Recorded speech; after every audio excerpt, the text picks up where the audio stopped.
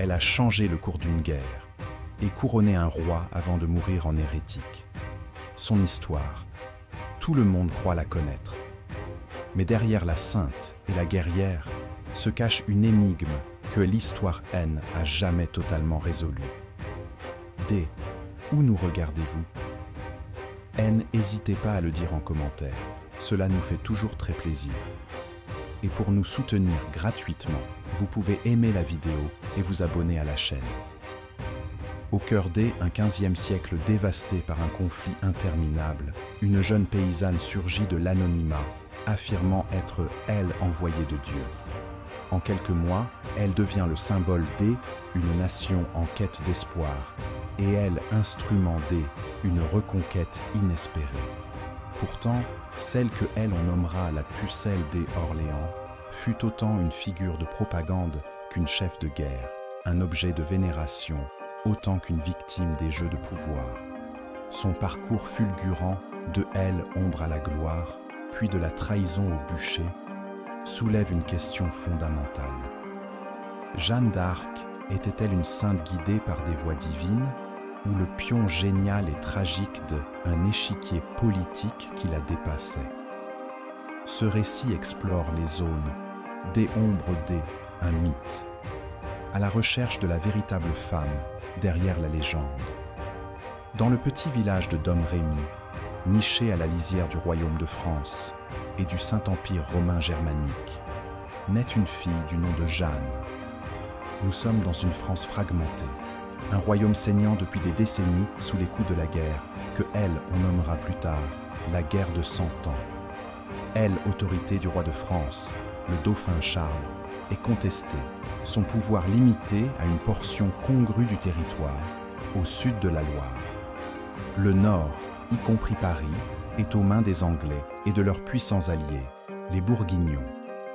Dans ce contexte de chaos politique et de misère quotidienne, est l'existence une paysanne illettrée comme Jeanne semblait destinée à écouler dans l'anonymat le plus complet, rythmée par les saisons, les travaux des champs et les prières à l'église paroissiale. Son père, Jacques d'Arc, est un laboureur respecté, un doyen de la communauté qui représente ses pairs dans les affaires locales. Et sa mère, Isabelle Romée, une femme pieuse qui lui transmet une foi profonde, ancrée dans le culte des saints et le respect des rituels catholiques. L'enfance de Jeanne N n'est pas celle une recluse mystique. Elle est décrite comme une enfant sociable, robuste, appréciée pour sa diligence dans les tâches domestiques et son empressement à aider les plus démunis. Elle file la laine, garde les troupeaux et participe à la vie collective un village constamment sous la menace des raids armés. Les échos de la guerre ne sont pas lointains. Domrémy, fidèle au dauphin Charles, est une enclave armagnacaise dans un territoire largement contrôlé ou menacé par la faction bourguignonne. Cette pression extérieure forge une conscience politique précoce chez les habitants. Les récits de soldats, les rumeurs de batailles perdues et la brutalité des pillages sont le bruit de fond de son éducation. Des témoignages postérieurs rapportent que le village fut même incendié par une incursion bourguignonne, forçant la famille d'Arc et leurs voisins à fuir temporairement. Et dans ce creuset de peur et de ferveur patriotique que grandit Jeanne. Sa piété, bien que sincère, n'a rien d'exceptionnel pour l'époque. Elle se confesse régulièrement, fréquente l'église et participe aux pèlerinages locaux. Ce qui la distingue, peut-être, est une sensibilité plus aiguë, une intériorité qui échappe à ses contemporains. Nul ne décèle alors en elle les signes avant-coureurs de la destinée extraordinaire qui l'attend. Elle n'est qu'une jeune fille parmi tant d'autres, soumise aux mêmes espoirs et aux mêmes angoisses que ses semblables. Le mariage, la maternité, la survie dans un monde violent et imprévisible. Elle, horizon de sa vie, semble se limiter aux champs qui entourent Domrémy. Pourtant, au plus profond d'elle-même, une conviction commence à germer, une certitude qui va bientôt faire voler en éclats le cours prévisible de son existence et la projeter au cœur des affaires du royaume. Le monde ignore encore son nom, mais dans le silence de cette campagne lorraine, une force inouïe est sur le point de s'éveiller, nourrie par la foi, la souffrance d'un peuple et une volonté qui semble venue d'ailleurs. Vers l'âge de 13 ans, alors qu'elle se trouve dans le jardin de son père, Jeanne vit une expérience qui va redéfinir son être et son destin. Une lumière aveuglante, elle, l'enveloppe, et une voix se fait entendre. Une voix qu'elle décrira plus tard comme étant à la fois noble et rassurante. C'est la première de nombreuses manifestations qu'elle attribuera à l'archange Saint-Michel, le protecteur du royaume de France, ainsi qu'à Sainte Catherine de Alexandrie et Sainte Marguerite d'Antioche, deux martyrs dont les légendes sont extrêmement populaires au Moyen Âge. Au début, les messages sont personnels et simples, elle exhortant à être une bonne chrétienne et à se rendre souvent à l'Église. Mais progressivement, la nature des révélations change. Les voix deviennent plus pressantes, plus spécifiques, et leur mission dépasse le cadre de sa simple vie spirituelle. Elle lui parle de la grande pitié qui était au royaume de France et lui confie une tâche à la fois terrifiante et exaltante. Elle doit quitter son village, abandonner sa vie de paysanne pour aller trouver le dauphin Charles. Sa mission est double: lever le siège que les Anglais imposent à la ville d'Orléans, un verrou stratégique sur la Loire, et conduire le dauphin à Reims pour qu'il y soit sacré roi, conformément à la tradition millénaire de la monarchie française. Ce sacre N n'est pas un simple symbole. Il est, elle, acte qui confère la légitimité divine. Elle, onction qui fait le roi. Sans lui, Charles reste un héritier contesté, le gentil dauphin, et non le souverain incontestable du royaume. La proposition est insensée. Comment une jeune fille, illettrée, sans connaissance de l'art de la guerre ni accès à la cour, pourrait-elle accomplir de tels prodiges? Jeanne elle-même est assaillie par le doute et la peur. Elle pleure, proteste, arguant de sa jeunesse et de son ignorance. Mais les voix sont insistantes, réconfortantes, et leur emprise sur son esprit devient absolue. Pendant plusieurs années, elle garde ce secret pour elle, un fardeau qui l'isole et la transforme. Son comportement change subtilement. Elle devient plus contemplative, recherche la solitude pour communiquer avec ses conseils célestes. Le phénomène des visions et des voix N n'est pas étranger à la mentalité du XVe siècle, une époque de grande ferveur religieuse où le surnaturel imprègne tous les aspects de la vie. Les prophètes et les mystiques, hommes et femmes, ne sont pas rares, et leurs paroles sont parfois écoutées avec attention par les puissants. Cependant, la méfiance est tout aussi grande.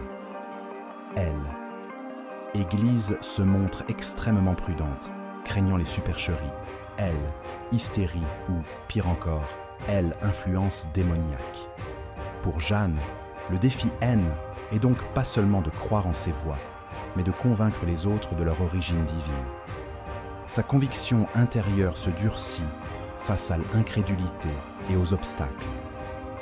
Un projet de mariage arrangé par son père est fermement repoussé, un acte de désobéissance remarquable pour une jeune fille de son temps. Elle se sent désormais investie d'une mission qui transcende les devoirs filiaux et les conventions sociales. Elle appartient plus à sa famille ni à son village. Elle appartient à Dieu et au royaume de France. C'est cette certitude inébranlable qui lui donnera la force de franchir le premier pas, le plus difficile de tous, quitter Domrémy pour se lancer dans une quête que tous jugeront folle. À l'âge de 17 ans, animée par une détermination que rien ne semble pouvoir ébranler, Jeanne quitte le cocon familial pour entamer la phase active de sa mission. Sa première étape est Vaucouleurs, une place forte voisine, fidèle au dauphin, commandée par le capitaine Robert de Baudricourt. Elle se présente à lui, annonçant sans détour que le seigneur L envoie pour secourir le royaume. Baudricourt, un soldat pragmatique et méfiant, la congédie avec mépris, conseillant à son cousin qui l'accompagnait de la ramener chez son père et de la faire gifler. Mais Jeanne N n'est pas femme à se décourager. Elle reste à Vaucouleurs, logeant chez des sympathisants, gagnant peu à peu la confiance de la population locale par sa piété et l'assurance tranquille de ses propos. Elle revient à la charge auprès de Baudricourt, encore et encore. Ce qui finit par ébranler le scepticisme du capitaine est une prédiction stupéfiante. Jeanne annonce une grave défaite pour les armées du Dauphin près d'Orléans, plusieurs jours avant que la nouvelle officielle de la journée des harengs ne parvienne à Vaucouleurs. Cette clairvoyance apparente, couplée à la pression populaire et à l'absence des autres solutions face à une situation militaire désespérée, pousse Baudricourt à changer d'avis. Il consent à lui fournir une petite escorte pour traverser les 150 lieues de territoires hostiles, contrôlés par les Bourguignons et les Anglais, qui la séparent de Chinon, où réside le dauphin Charles. Pour ce voyage périlleux, Jeanne opère une transformation radicale. Elle coupe ses cheveux courts et revêt des vêtements de homme. Ce choix, dicté par des raisons pratiques de sécurité et de commodité, deviendra un des principaux chefs d'accusation lors de son futur procès. Après une chevauchée épique de 11 jours, menée de nuit pour éviter les patrouilles ennemies, la petite troupe arrive enfin au château de Chinon. Elle accueille est tout sauf chaleureux. La cour du dauphin est un nid d'intrigue, un lieu de scepticisme et de rivalité politique. Charles, un homme par nature hésitant et méfiant, est entouré de conseillers divisés sur la conduite à tenir. Elle, arrivée de cette jeune paysanne affirmant parler au nom de Dieu, est perçue par beaucoup comme une folie ou une supercherie. Pour tester ses prétendus dons, on lui tend un piège. Le dauphin se dissimule parmi la foule des courtisans, tandis qu'un autre prend sa place. Sans la moindre hésitation, Jeanne ignore le leur, traverse la salle et va s'agenouiller devant le véritable Charles, qu'elle n'a pourtant jamais vu. Selon les chroniques, elle lui aurait alors délivré un message secret, un signe qui aurait dissipé les doutes du prince sur sa propre légitimité. La nature de ce signe du roi est restée un mystère, alimentant des innombrables spéculations. Mais il semble avoir été un tournant psychologique décisif pour Charles. Cependant, la conviction du dauphin ne suffit pas. Pour utiliser Jeanne sans risquer d'être accusé de S, en remettre à une sorcière, il faut obtenir la caution de l'Église.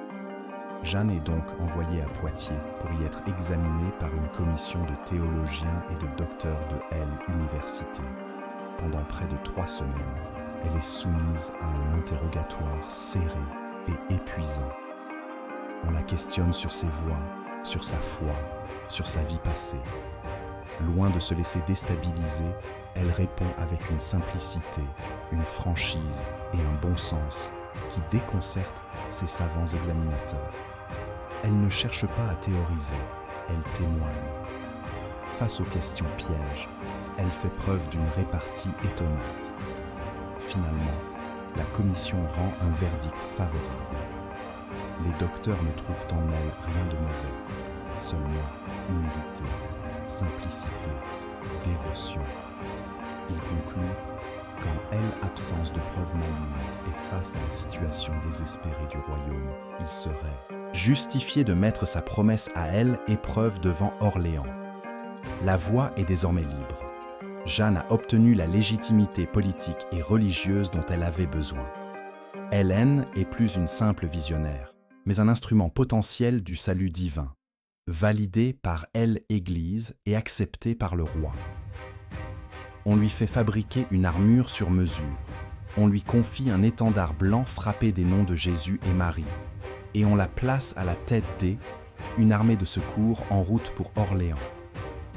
Lorsqu'elle arrive aux abords d'Orléans à la fin du mois de avril 1429, la situation est critique. La ville, dernière grande cité fidèle au dauphin au nord de la Loire, est assiégée depuis plus de 6 mois. Les Anglais ont construit une série de bastilles et de fortifications qui étranglent progressivement la cité, dont la chute semble inéluctable. La garnison française est démoralisée et la population est à bout. Elle, arrivée de Jeanne, provoque un électrochoc psychologique. Pour les habitants affamés et les soldats épuisés, cette jeune fille en armure, brandissant son étendard et parlant au nom de Dieu, incarne un espoir quasi messianique. Pour les Anglais, en revanche, sa présence est une source de trouble. Ils la qualifient de sorcière et de prostituée, mais la certitude de sa mission divine commence à saper le moral de troupes déjà fatiguées par un long siège.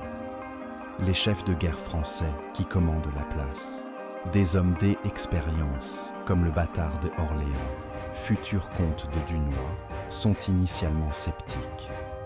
Ils voient en elle une mascotte, un outil de propagande utile pour galvaniser les troupes, mais haine entend de pas lui confier la direction des opérations militaires. Il tente de la tenir à l'écart des conseils de guerre et d'agir sans elle. C est une grave erreur de jugement. Jeanne, bien qu'ignorante des subtilités de la poliorcétique, possède une vision stratégique claire, dictée, selon elle, par ses voies.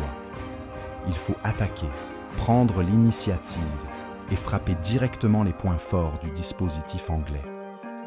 LS oppose avec véhémence à la prudence des capitaines, les accusant de ne pas faire confiance à la volonté de Dieu. Sa présence sur le champ de bataille est transfigurante. Elle ne combat pas directement, mais elle est partout. Avant-garde, son étendard bien visible, exhortant les hommes à l'assaut, leur insufflant un courage et une ferveur qu'ils avaient perdus. Elle impose également une nouvelle discipline morale à l'armée, chassant les prostituées du camp, interdisant le blasphème et encourageant les soldats à se confesser. Elle, armée du dauphin, se transforme en une sorte d'armée sainte, combattant pour une cause juste sous la bannière d'une envoyée de Dieu. Elle, offensive décisive, commence. Contre l'avis des capitaines, Jeanne mène, elle, assaut sur la Bastille de Saint-Loup, qui est prise. Puis, elle force le passage vers la Bastille des Augustins, qui tombe à son tour. Le point culminant de la bataille est, elle, attaque du fort des Tourelles, la clé de voûte de la défense anglaise. Au cours de l'assaut, Jeanne est blessée par un carreau d'arbalète qui lui transperce l'épaule. La voir tomber sème un instant la panique dans les rangs français.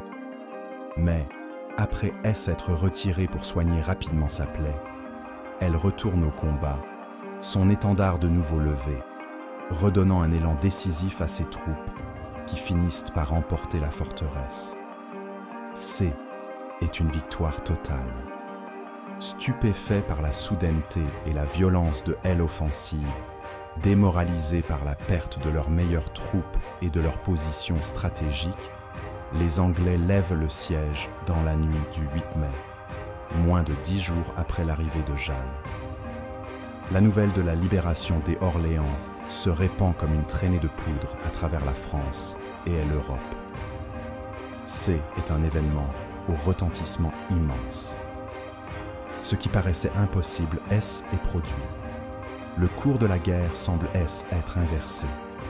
La victoire est universellement attribuée à l'intervention divine, par elle intermédiaire de la pucelle.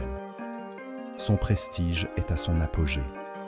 Elle est plus une simple paysanne illuminée.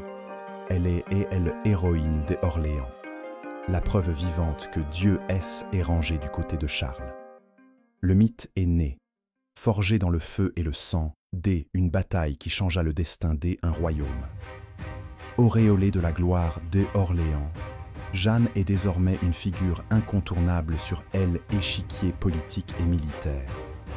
Sa crédibilité est plus à prouver, et sa voix porte un poids considérable, y compris auprès du dauphin et de ses conseillers les plus influents. Elle ne perd pas de temps et insiste pour accomplir la seconde partie de sa mission divine, conduire Charles à Reims pour y être sacré roi.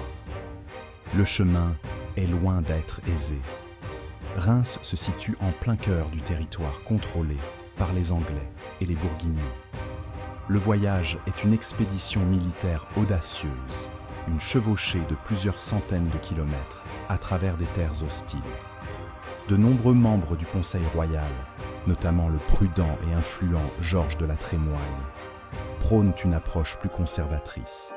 Ils suggèrent de consolider les gains obtenus dans la vallée de la Loire, de négocier avec le duc de Bourgogne et de reporter le sacre à plus tard. Ils se méfient de l'influence grandissante de cette jeune femme imprévisible et de la mystique qui l'entoure, qui menace de court-circuiter les canaux traditionnels du pouvoir. Mais Jeanne S oppose à eux avec une force de conviction inébranlable. Pour elle, le sacre N n'est pas une option. C est une nécessité stratégique et spirituelle. Elle harcèle le dauphin, arguant que la volonté de Dieu ne doit pas être différée et que le temps presse. Elle, élan populaire et militaire, est de son côté. Avant de se lancer vers Reims, il faut cependant sécuriser la Loire. Une campagne fulgurante est menée. Les villes de Jargeau, Meung-sur-Loire et Beaugency sont reprises aux Anglais en quelques jours. Cette campagne culmine avec la bataille de Patay. Contrairement aux tactiques défensives habituelles de la chevalerie française, l'aile armée, inspirée par l'aile audace de Jeanne, lance une charge dévastatrice contre l'aile armée anglaise en rase campagne, anéantissant son corps des archers des élites et capturant son commandant, le célèbre John Talbot. Patay est le contrepoint exact de la défaite d'Azincourt. Une victoire écrasante qui brise le mythe de l'invincibilité anglaise en bataille rangée. Plus rien ne semble pouvoir arrêter l'armée du dauphin. La chevauchée vers Reims peut commencer. L'avancée de l'armée royale ressemble plus à une procession triomphale qu'à une invasion. Les villes sur le passage, comme Auxerre et Troyes, ouvrent leurs portes sans combattre, impressionnées par la puissance militaire française et subjuguées par la réputation de la pucelle. La propagande royale exploite pleinement le phénomène. Jeanne est présentée comme l'ange sauveur, le signe tangible de l'élection divine de Charles. Son image, celle d'une humble bergère choisie par Dieu pour restaurer le roi légitime, est un puissant message d'unité et d'espoir pour un peuple lassé par la guerre et les divisions. Le 17 juillet 1429, moins de 3 mois après la libération d'Orléans, Charles VII est sacré roi de France dans la cathédrale de Reims, le lieu saint de la monarchie française. Jeanne se tient à ses côtés, son étendard à la main. C'est et elle, apogée de sa carrière. Elle, accomplissement spectaculaire de la promesse faite à Robert de Baudricourt à Vaucouleurs. Elle a tenu parole. Le gentil dauphin est devenu le monarque légitime, oint par elle l'huile sainte. Elle, impact politique et symbolique de cet événement est immense. Il prive les Anglais de leur principal argument de légitimité, qui reposait sur le traité de Troyes, faisant du roi d'Angleterre, héritier du trône de France. Pour Jeanne, sa mission principale est désormais achevée. Après certaines sources, elle aurait exprimé le souhait de retourner auprès de ses parents, considérant son œuvre terminée. Mais elle est devenue bien plus qu'une simple messagère. Elle est un symbole, une icône militaire, un atout politique que le roi et ses capitaines ne sont pas prêts à laisser partir. Elle est prisonnière de sa propre légende. Après le triomphe de Reims, l'élan qui a porté Jeanne et l'armée française semble irrésistible.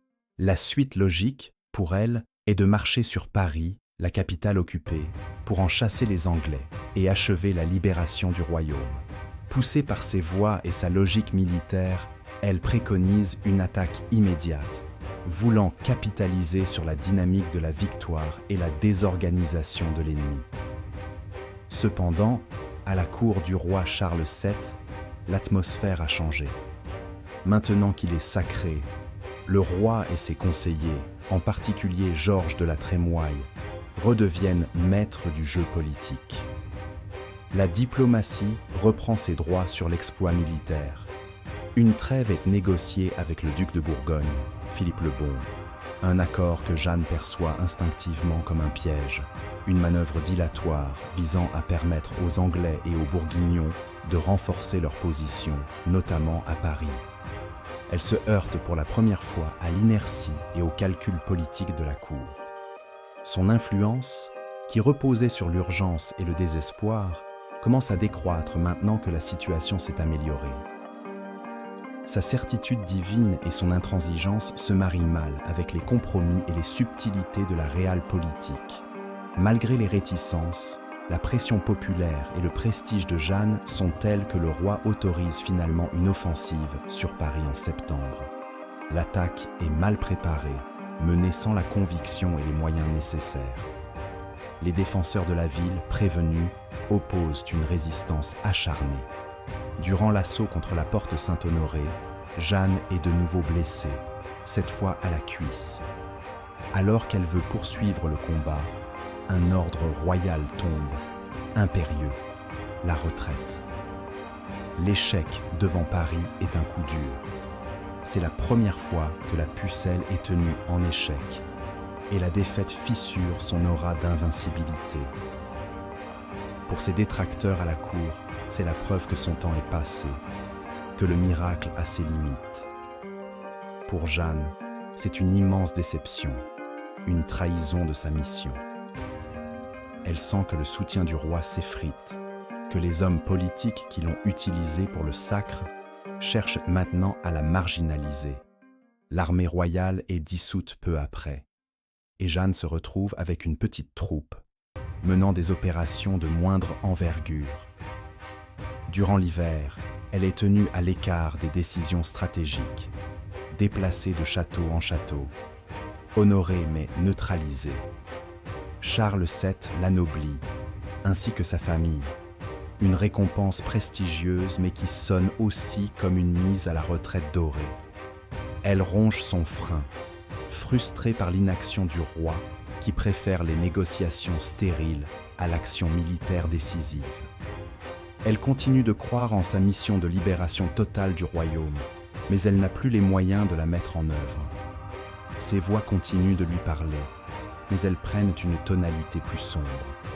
Selon ses dires, elles l'avertissent de sa capture imminente, lui prédisant qu'elle sera prise avant la Saint-Jean. Cette prémonition ne la paralyse pas. Au contraire, elle la pousse à reprendre le combat, comme pour défier le destin. Au printemps, la trêve avec la Bourgogne est rompue. Apprenant que la ville de Compiègne, fidèle au roi, est assiégée par les Bourguignons, Jeanne décide d'agir.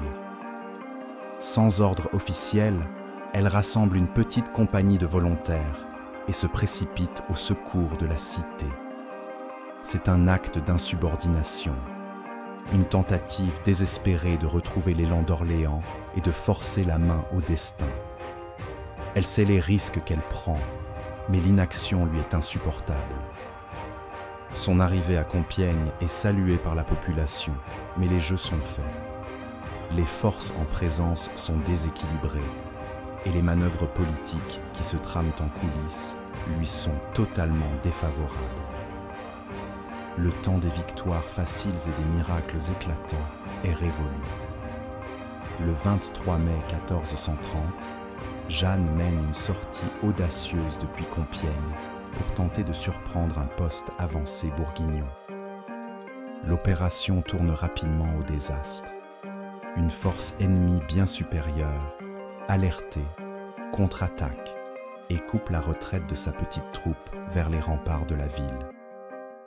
Dans la confusion du combat, alors qu'elle couvre l'arrière-garde pour permettre à ses hommes de se replier, elle est désarçonnée et se retrouve isolée. C'est là, dans les prés de Margny, qu'elle est capturée par un archer picard au service de Jean de Luxembourg-Ligny, un vassal du duc de Bourgogne. La question de la trahison plane sur cet événement. Le gouverneur de Compiègne, Guillaume de Flavie, a-t-il ordonné la fermeture des portes de la ville prématurément, l'abandonnant délibérément à son sort? Les historiens en débattent encore. Si aucune preuve formelle n'existe, le contexte politique rend l'hypothèse plausible. Jeanne était devenue une figure encombrante pour une partie de la noblesse française qui souhaitait négocier la paix avec la Bourgogne. Sa capture arrangeait beaucoup de monde. Pour les Bourguignons, elle est une prise de guerre d'une valeur inestimable. Elle est l'âme de la résistance armagnacaise, le symbole vivant de la légitimité de Charles VII. Sa neutralisation est une victoire majeure.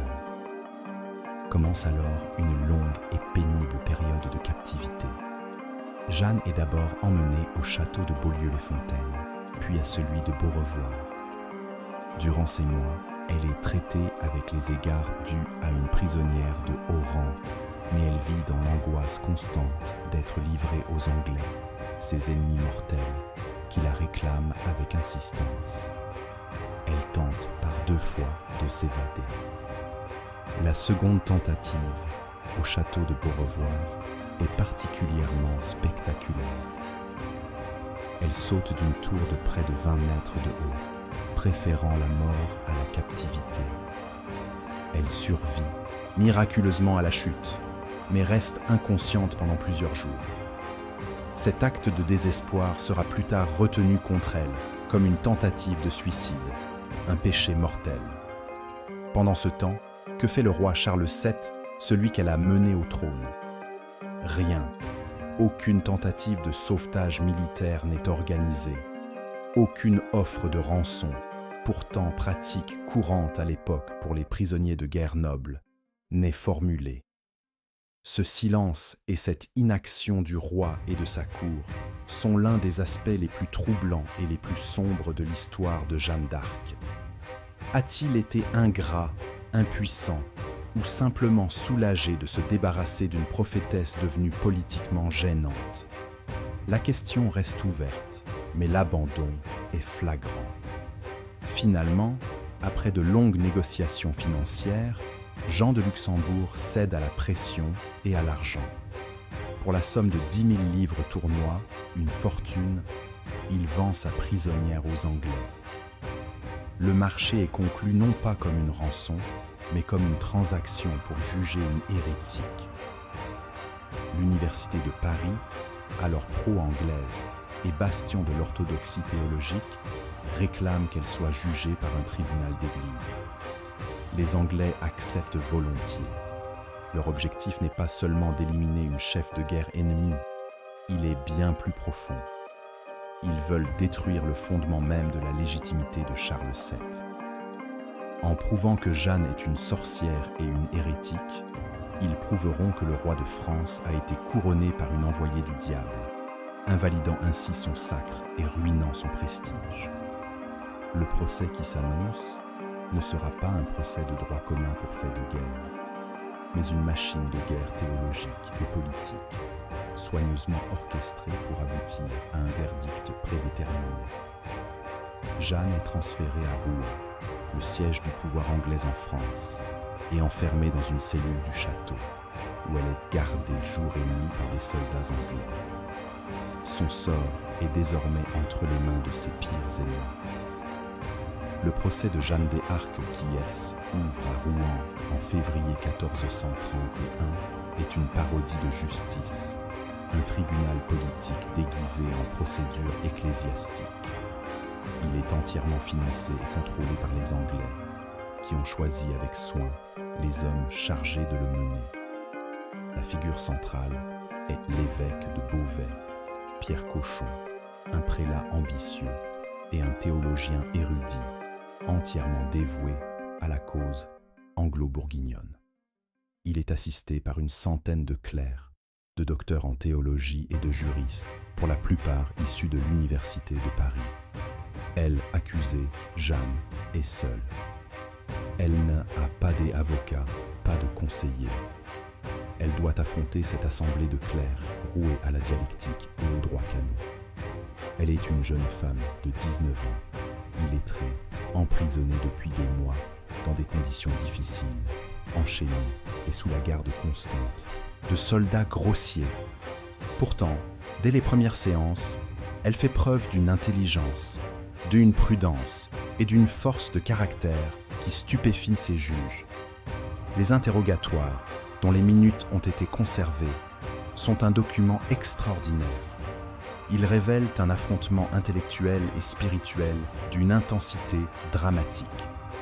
Cochon et ses assesseurs tentent par tous les moyens de la piéger, de lui faire avouer l'hérésie, la sorcellerie ou l'imposture. Les questions sont tortueuses, répétitives, conçues pour épuiser et la pousser à la contradiction. On la questionne sur tout, son enfance, la nature de ses voix, la raison pour laquelle elle porte des habits d'homme, sa soumission à l'Église. Jeanne répond avec une franchise et un aplomb désarmant. Elle maintient avec une constance absolue l'origine divine de ses visions. Face à la question piège par excellence, êtes-vous en état de grâce, à laquelle un oui serait présomptueux et un non un aveu de péché, elle donne une réponse devenue célèbre. Si j'y suis, Dieu aime y veuille garder.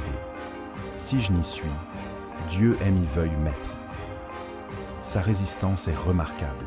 Elle refuse de prêter un serment qui l'obligerait à tout révéler, y compris ses conversations avec ses voix, arguant que cela trahirait les secrets du roi. Elle tient tête à ses juges, les reprend, dénonce l'injustice de son procès et affirme ne reconnaître comme juge sur terre que le pape. Elle distingue Église triomphante, celle du ciel, de Église militante, celle des hommes, suggérant que ces juges, partisans de ses ennemis, ne représentent pas la véritable Église. Le principal point d'achoppement, et finalement le seul crime tangible que ces juges parviendront à retenir contre elle, est le port de l'habit des hommes. Pour les théologiens de l'époque, c'est une abomination, une transgression de la loi divine qui prescrit une distinction claire entre les sexes. Pour Jeanne, est une nécessité pratique et un symbole de sa mission guerrière qu'elle affirme porter sur l'ordre de Dieu. Le procès traîne en longueur pendant des mois. Les séances publiques sont suivies d'interrogatoires privés dans sa cellule, où on tente de briser sa résistance par isolement et la menace de la torture. Mais Jeanne ne cède pas. Face à impossibilité de lui arracher des aveux d'hérésie sur le fond de ses croyances, Cochon et le tribunal décident de concentrer accusation sur des points de désobéissance à l'Église. 12 articles d'accusations sont finalement rédigés, résumant ses crimes. Ses prétendues apparitions sont jugées diaboliques, son port de l'habit des hommes scandaleux et sa croyance en sa mission directe de Dieu est interprétée comme un orgueil schismatique qui la place au-dessus de l'autorité de l'Église. Le piège se referme inexorablement sur elle. Après des mois d'interrogatoires et de pressions psychologiques intenses, Jeanne est affaiblie physiquement et mentalement. Le 24 mai 1431, elle est conduite au cimetière de l'abbaye de Saint-Ouen. Là, sur un échafaud dressé pour l'occasion, face à la foule et à ses juges, la sentence de condamnation au bûcher pour hérésie lui est lue publiquement. C'est l'ultime étape de l'entreprise d'intimidation. On lui présente un choix terrible. Soit elle signe une cédule d'abjuration, reconnaissant ses péchés, reniant ses voix et promettant de se soumettre à l'Église, et elle aura la vie sauve, condamnée à la prison à perpétuité. Soit elle persiste, et elle sera immédiatement livrée aux bras séculiers pour être brûlée. C'est un moment de confusion et de drames intenses. Entourée par des clercs qui la pressent, menacée par le feu, épuisée, Jeanne finit par céder. Elle accepte de signer le document, ou, plus probablement, étant illettrée, d'y tracer une croix. La cédule qu'elle signe est, selon certaines sources, un court texte de quelques lignes. Or, le document qui sera ensuite consigné dans les registres officiels du procès est bien plus long et détaillé, constituant un aveu complet de toutes les charges retenues contre elle. Il y a une forte suspicion de substitution et de manipulation. En abjurant, Jeanne échappe au bûcher, mais elle est condamnée à la prison perpétuelle, au pain de douleur et à l'eau d'angoisse. Elle est ramenée dans sa cellule, où elle doit, conformément à sa promesse, revêtir des habits de femme. Cependant, ce qui semble être une victoire pour ces juges n'est qu'un entracte. Pour les Anglais, qui ont payé une fortune pour ce procès, une condamnation à la prison n'est pas suffisante. Ils veulent sa mort. Ils ont besoin qu'elle soit une relapse, une hérétique retombée dans son erreur après l'avoir abjurée. Le sort d'un relapse, selon le droit canon, est la mort sans autre forme de procès. Quelques jours plus tard, un coup de théâtre se produit. Des témoins rapportent que Jeanne a repris ses vêtements d'homme. Les circonstances de cet événement sont troubles et controversées. Selon les propres déclarations de Jeanne lors d'un nouvel interrogatoire, elle aurait été forcée de le faire. Ses gardes anglais lui auraient enlevé sa robe, ne lui laissant que ses anciens habits masculins. D'autres témoignages suggèrent qu'elle aurait été victime d'une tentative de viol et qu'elle aurait repris ses vêtements pour se protéger. Elle déclare également à ses juges que ses voix sont revenues, lui reprochant amèrement sa faiblesse et sa trahison pour avoir renié la mission divine afin de sauver sa vie. Elle se rétracte donc de manière spectaculaire, renie son abjuration, réaffirme l'authenticité de ses visions et la justesse de ses actes. « Ce que j'ai fait en abjurant, je l'ai fait par peur du feu », déclare-t-elle. C'est exactement ce que Cochon et les Anglais attendaient.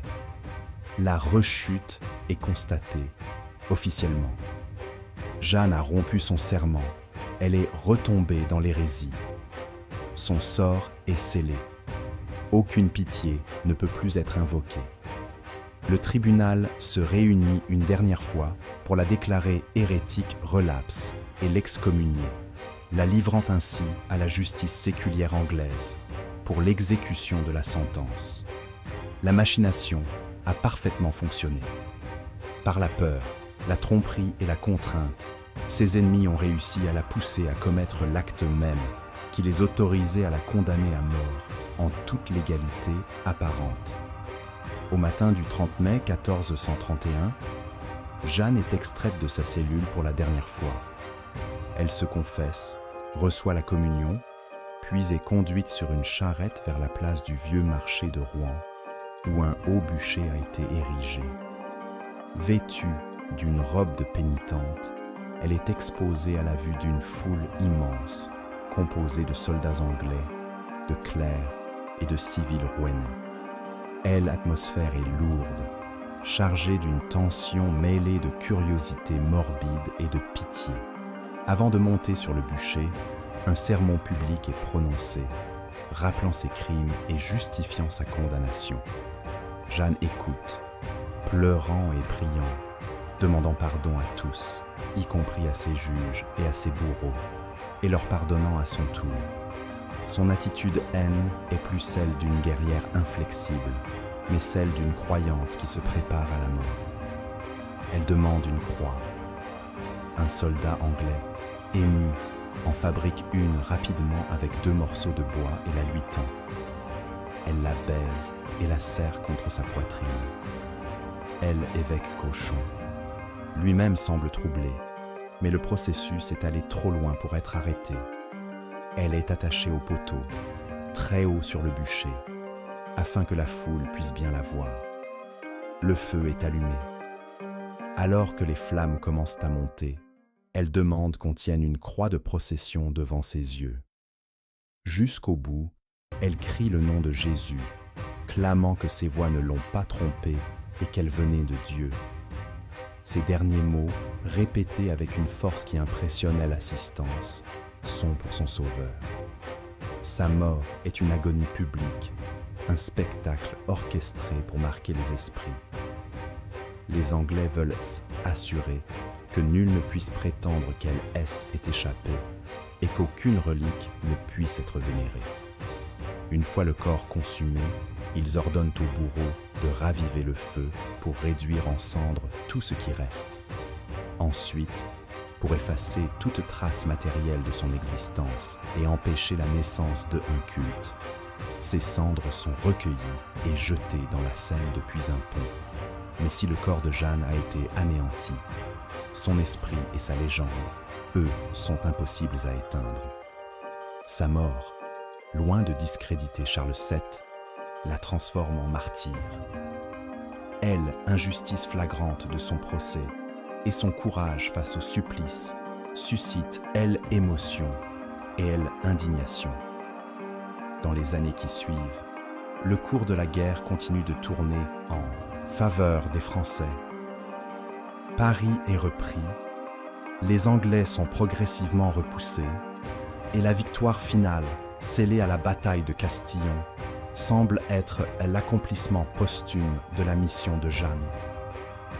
25 ans après sa mort, une fois Rouen repassé sous contrôle français, Charles VII, soucieux de laver sa royauté de toute souillure d'hérésie, ordonne, elle, ouverture un nouveau procès. Ce procès en nullité, ou en réhabilitation, recueille les témoignages de ceux qui l'ont connu, de ses compagnons d'armes, à ses voisins de Domrémy. Il met en lumière les innombrables vices de procédure et la partialité du procès de condamnation. En 1456, le premier jugement est cassé, déclaré entaché de dol, calomnie, fraude et malice. Jeanne est réhabilitée, son honneur est restauré. La paysanne condamnée comme hérétique commence alors sa longue transformation en icône nationale et, bien plus tard, en sainte de l'Église catholique, canonisée en 1920. La fille de Domrémy, devenue chef de guerre, puis martyr, est entrée pour toujours dans la mémoire de l'humanité, son histoire continuant de fasciner et d'interroger les consciences sur la foi, le courage et le cynisme du pouvoir. La mort de Jeanne sur le bûcher de Rouen ne met pas fin à son histoire. Elle inaugure au contraire sa seconde vie, une existence posthume où son souvenir devient un enjeu politique aussi crucial que le fut sa présence sur les champs de bataille. Pour les Anglais et leurs alliés bourguignons, elle exécution est elle aboutissement logique de leur stratégie. En la faisant condamner pour hérésie par un tribunal ecclésiastique, ils ont non seulement éliminé une chef de guerre charismatique, mais ils ont surtout porté un coup dévastateur à la légitimité de Charles VII. Le roi de France, celui que Jeanne a mené à Reims, est désormais le roi couronné par une sorcière, une envoyée du diable.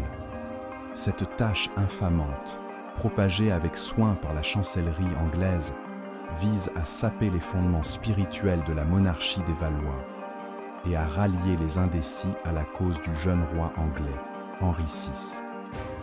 Du côté français, la réaction est de abord empreinte de gêne et d'un silence prudent. Elle, abandon de Jeanne durant sa captivité et son procès a créé un malaise profond. La cour de Charles VII, qui a si habilement exploité son image de sainte guerrière, se trouve maintenant dans une position délicate. Contester ouvertement le verdict D, un tribunal de l'Église, même manifestement partial, est une entreprise risquée qui pourrait entraîner des complications diplomatiques et religieuses avec la papauté. Pendant près de 2 décennies, le nom de Jeanne est donc évoqué avec parcimonie, son souvenir laissé dans une sorte de purgatoire mémoriel. Pourtant, la dynamique de la guerre, qu'elle avait si puissamment inversée, continue sur sa lancée. La diplomatie de Charles VII parvient à un tournant décisif avec le traité des Arras en 1435, qui scelle la réconciliation entre la France et la Bourgogne, isolant ainsi les Anglais. Paris est repris, l'année suivante, et lentement mais sûrement, le royaume est reconquis. À mesure que le pouvoir de Charles VII se consolide et que sa victoire finale se dessine, la question de la légitimité de son sacre et donc de l'honneur de Jeanne refait surface avec une acuité nouvelle. Le roi ne peut achever la restauration de son autorité en laissant planer, ombre d', un couronnement diabolique. La réhabilitation de Jeanne N est plus seulement une question de justice ou de gratitude. Elle devient une nécessité d'État, une raison d'État. Le processus est long et complexe. Il est initié non pas par le roi lui-même, mais par la famille de Jeanne, notamment sa mère, Isabelle Romée, et par des anciens compagnons d'armes qui, n'ont jamais accepté, infamie, de sa condamnation. Opportunité décisive se présente en 1449, lorsque les armées françaises reprennent Rouen, la ville même du martyr.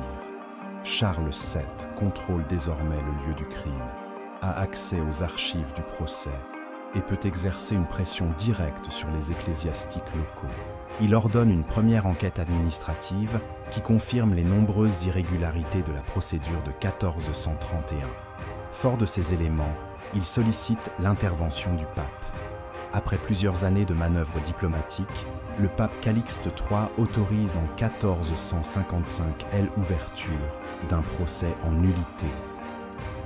Ce second procès, mené cette fois par des juges impartiaux sous autorité pontificale, est antithèse du premier.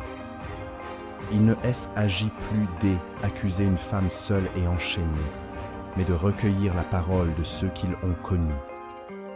Des dizaines de témoins sont appelés à la barre. Des paysans de Domrémy viennent raconter l'enfance pieuse et ordinaire de la petite Jeannette. Des soldats et des capitaines, comme le duc d'Alençon ou Dunois, le bâtard d'Orléans, témoignent de son courage exceptionnel, de son sens stratégique stupéfiant et de sa capacité à galvaniser les hommes. Des clercs qui avaient participé au premier procès avouent, la peur étant dissipée, avoir agi sous la contrainte et la menace des Anglais. Le portrait qui se dégage de ces auditions est celui de une jeune femme, une foi inébranlable, une grande intelligence naturelle et d'une droiture morale absolue, à des lieux de la figure diabolique fabriquée par ses accusateurs. Le 7 juillet 1456, en la cathédrale de Rouen, le verdict tombe. Le jugement de 1431 est déclaré nul, non avenu, sans valeur ni effet, entaché de dol, de calomnie, de fraude et de malice. Honneur de Jeanne d'Arc, est officiellement lavée, sa mémoire réhabilitée. Une procession solennelle est organisée à travers la ville, jusqu'à la place du Vieux Marché, où un sermon public la proclame innocente et martyre. Pour Charles VII, opération est un succès total. Sa couronne est purifiée de toute souillure, sa légitimité divinement confirmée a posteriori. Il a utilisé la mémoire de Jeanne comme il avait utilisé sa personne, pour servir la cause du royaume. Cet acte de réhabilitation, bien que juste, reste empreint de l'ambiguïté cynique du pouvoir.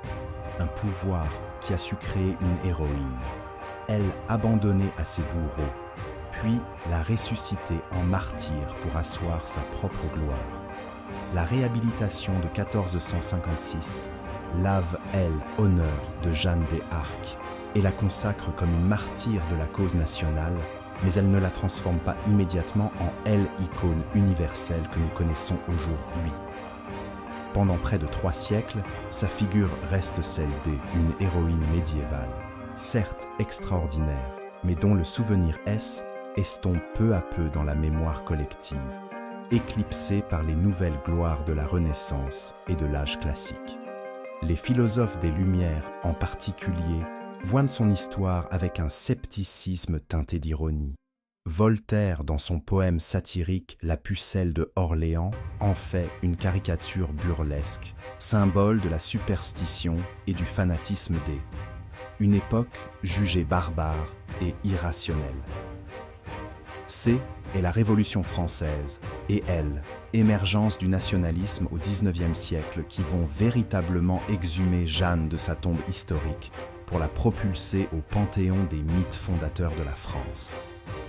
Dans une nation en quête de nouvelles figures, pour cimenter son unité après des décennies de fractures politiques, Jeanne devient un symbole une puissance et d'une plasticité extraordinaire. Chaque camp politique tente de s'approprier son héritage. Pour la droite conservatrice et catholique, elle est, incarnation parfaite de la France éternelle, la sainte paysanne défendant, l'alliance du trône et de l'autel contre, envahisseur étranger et, hérésie. C'est le symbole de la pureté, de la tradition et de l'ordre divin. Pour la gauche républicaine, après une méfiance initiale, elle devient progressivement une figure tout aussi essentielle. Elle n'est plus la royaliste, mais la première patriote, la fille du peuple qui se soulève contre l'oppresseur, une incarnation de la souveraineté populaire avant l'heure. Historien Jules Michelet, dans son œuvre monumentale, la laïcise et en fait le cœur battant de la nation, âme de la France elle-même. Cette récupération mémorielle atteint son paroxysme après la défaite humiliante contre la Prusse en 1870 et la perte de l'aile Alsace-Lorraine. Jeanne, originaire de Lorraine, devient alors la figure poignante de la patrie mutilée et le symbole ardent de l'aile espoir de la revanche. Sa statue se dresse sur les places de nombreuses villes françaises, non plus seulement comme une figure religieuse, mais comme une allégorie patriotique et guerrière. C'est dans ce contexte de ferveur nationaliste que enclenche le processus de sa sanctification. Poussée par l'Église de France, désireuse de réaffirmer son influence dans une société de plus en plus sécularisée, la cause de Jeanne est introduite à Rome. Le processus est long, mais il est porté par une vague de dévotion populaire sans précédent. Elle est béatifiée en 1909 et finalement canonisée par le pape Benoît XV en 1920. La date a rien d'anodin. Au lendemain de la Première Guerre mondiale, où son image avait été massivement utilisée dans la propagande pour exalter le courage des poilus et la résilience de la nation, l'Église catholique offre à la France sa sainte patronne, scellant définitivement son statut de figure syncrétique, à la fois sainte de l'Église universelle et héroïne de la République française. Au XXe siècle, cette plasticité de son image ne fait que se confirmer. Durant la Seconde Guerre mondiale, elle est invoquée de manière antagoniste par le régime de Vichy, qui voit en elle un symbole de la France rurale, catholique et traditionnelle, luttant contre les forces de l'étranger et simultanément par la résistance, le général de Gaulle ayant choisi comme emblème la croix de Lorraine, en référence directe à son origine. Dans la période contemporaine, elle continue d'être une référence pour ensemble de l'échiquier politique, de extrême droite, qui en fait son égérie identitaire lors de défilés annuels, au mouvement féministe qui voit en elle une icône de émancipation féminine, brisant les codes de genre de son époque. 5 siècles après sa mort, la véritable Jeanne, la jeune fille de Domrémy, reste largement une énigme, ensevelie sous les strates de mythes, de récupération et de projection. Sainte, prophétesse, chef de guerre visionnaire, pion politique ou une combinaison de tout cela? La question demeure ouverte, mais est peut-être dans cette indétermination même que réside la source de sa puissance et de sa pérennité. En appartenant totalement à personne, elle appartient à tout le monde, offrant à chaque époque le miroir de ses propres doutes, de ses propres combats et de ses propres espoirs. La paysanne brûlée à Rouen a transcendé sa propre histoire pour devenir un symbole immortel, un fragment incandescent de l'élan imaginaire humain. Ainsi, S achève le parcours de Jeanne d'Arc, une figure complexe dont la trajectoire météorique continue de défier toute explication simple. Son héritage demeure un puissant mélange de foi, de patriotisme et de tragédie, une histoire où le divin et le politique s'entremêlent de manière inextricable. Quelle histoire souhaitez-vous voir ensuite? Si ce documentaire vous a plu, n'hésitez pas à aimer la vidéo, à vous abonner à la chaîne, à laisser un commentaire et à le partager. Votre soutien est notre plus grande récompense.